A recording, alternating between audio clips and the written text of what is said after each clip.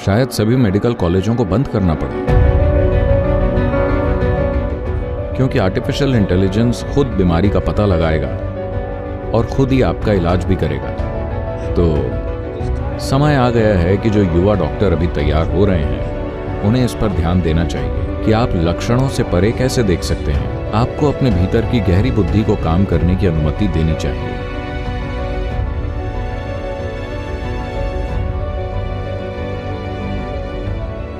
Antibiotic प्रतिरोध दिन ब दिन बढ़ता जा रहा है और आयुर्वेदिक पद्धतियां दिन ब दिन घटती जा रही हैं। तो हम आयुर्वेद और एलोपैथी का सबसे बेहतरीन मेल कैसे तैयार कर सकते हैं?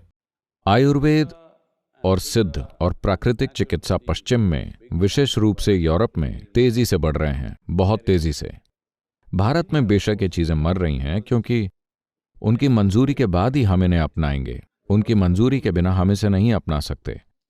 पर हमें एलोपैथी और इन दूसरी भारतीय प्रणालियों के बीच के अंतर को समझना होगा।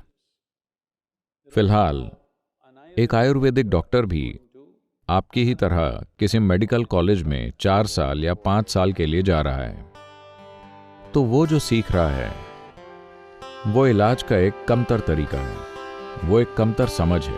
एक आयुर्वेदिक चिकित्सक या जो आयुर्वेद का अभ्यास करना चाहता है उसे 4 साल के कोर्स में नहीं जाना चाहिए। आपको इसमें अपना जीवन लगाना होगा, वरना यह नहीं होगा। परंपरागत रूप से वो बचपन से ही महसूस करना सीखते जड़ी बूटियों को, लोगों को, नाड़ी को और दूसरी चीजों को, यानी एक तरह का इंट्यूशन यानी सहज बोध विकसित किया जाता है, जिसमें हम शरीर में अभी नजर आ रहे लक्षणों के आधार पर इलाज नहीं करते। हम आपका टेम्परेचर देखकर ये नहीं कहते कि ये बीमारी है। हम उन लक्षणों को नहीं देखते। हम सिस्टम को कहीं ज्यादा गहराई से देखना सीखते हैं और पता लगाते हैं कि आपके सिस्टम में क्या सही है और क्या गलत। इसके लिए एक अलग स्तर की भागीदारी की जरूरत होगी। वो भागीदारी अभी मौजूद नहीं है। हम चीजों को यूं देख रहे हैं कि अगर मैं इतना करता हूं तो मुझे वो नौकरी मिलनी चाहिए या मुझे दुनिया में वो ओहदा मिलना चाहिए। ऐसे भाव हों तो ये पद्धतियां शायद बहुत अच्छे से काम ना करें।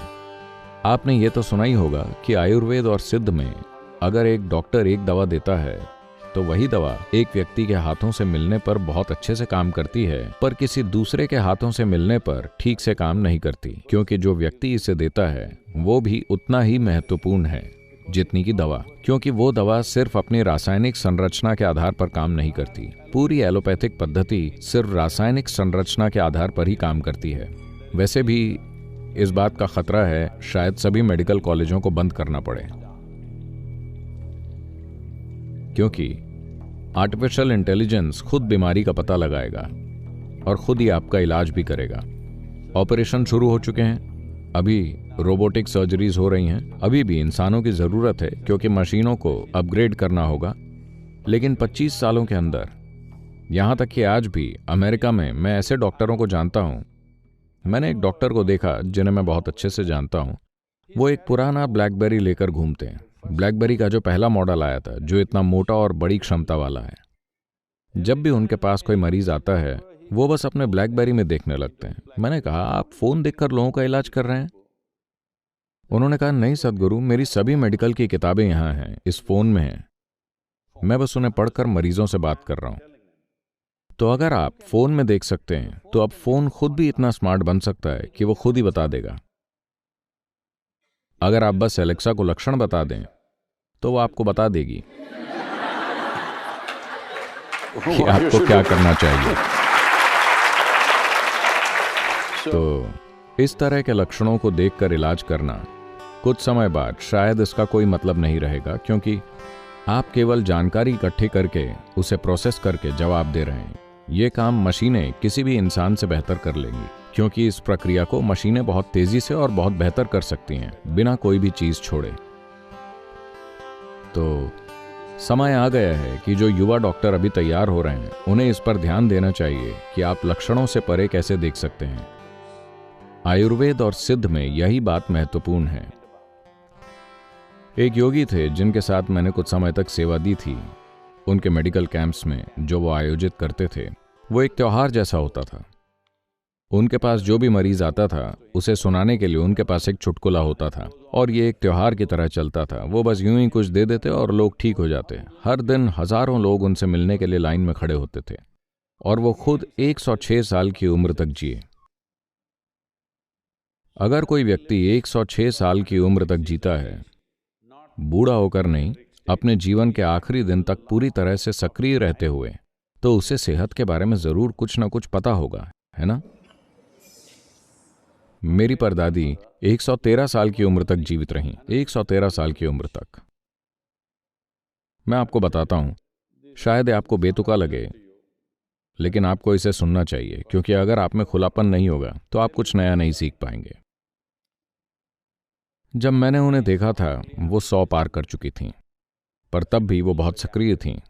वो एक खुले मैदान में अकेले रह रही थीं। उन्होंने अपने लिए एक छोटा सा मंदिर बनाया था, भगवान के लिए नहीं, अपने लिए। उन्होंने एक मंदिर बनाया और खुद उसमें बैठ गई, क्योंकि उन्हें लगा कि वो एक मंदिर की हकदार हैं। ये भारत में बहुत आम है, खास तौर पर महिलाओं ने, बुजुर्ग महिलाओं ने छोटे मंदिर बनाए और वहां बैठकर एक अलग तरीके से, अपने ही तरीके से मानवता की सेवा की। तो जब अब मां छुट्टियों के लिए जाते तो वो घर आ जाती। अगर आप उन्हें नाश्ता देते तो वो उसे लेकर चींटियों को दे देती, फिर गिलहरियों को, फिर चिड़ियों को, हर किसी को।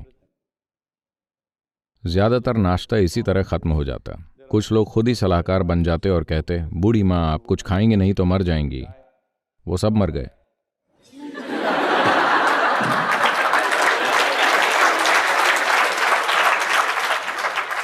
और वो बस वहां बैठी रहती हैं, इन चिड़ियों और चींटियों को खाते हुए देखती रहती हैं। उनकी आंखों से आंसू बहते रहते हैं। अगर कोई पूछता कि आपने नहीं खाया, तो वो कहती, मेरा पेट भर गया। I thought she was very emotional about the ants because I was just 4 or 5 years of age. I was going stamping the ants, chut chut chut. मैंने सोचा कि वो चींटियों को लेकर बहुत भावुक हैं, क्योंकि मैं सिर्फ 4-5 साल का था। मैं चींटियों को कुचलता रहता था। सबसे अच्छी बात यह है कि उन्होंने मुझे कभी नहीं रोका। उन्होंने कभी नहीं कहा कि ऐसा मत करो। वो जानती थी कि वो कर रही हैं जो उन्हें चींटियों के लिए करना चाहिए, चींटियां वो कर रही हैं जो उन्हें अपने जीवन के लिए करना चाहिए, मैं वो कर रहा हूँ जो मुझे एक बच्चे के रूप में करना चाहिए। जब मैंने कभी कभी उन्हें इस तरह देखा और मैंने पूछा कि ये आपके साथ क्या हो रहा है, तो वो बस जोर से हंसती और कहती, किसी दिन तुम भी जान जाओगे। मुझे ये जानने में 25 साल से ज्यादा का समय लगा कि आपके जीवन का संपूर्ण पोषण सिर्फ आपके भोजन और आपके द्वारा की जाने वाली चीजों से ही नहीं होता। जीवन आपके दिमाग में चल रहे विचारों से बड़ी घटना है, कहीं ज्यादा बड़ी घटना। आपके पैदा होने से पहले भी ये ब्रह्मांड था, सब कुछ काम कर रहा था। आपके और मेरे जाने के बाद भी ये ठीक ही रहेगा, है ना? आपसे परे भी एक बुद्धि है। तुरंत उसे कोई नाम न दे दें, भगवान, ये वो, क्योंकि आप ऐसी चीजों के बारे में निष्कर्ष निकाल रहे हैं जिनके बारे में आप नहीं जानते। अगर आप यहाँ जीते हैं, ये बहुत महत्वपूर्ण है, अगर आप यहाँ जीते हैं साफ तौर पर यह जानते हुए कि आप किसी भी चीज के बारे में कुछ भी नहीं जानते, तो आपकी बुद्धि सतर्क रहेगी हर चीज के प्रति।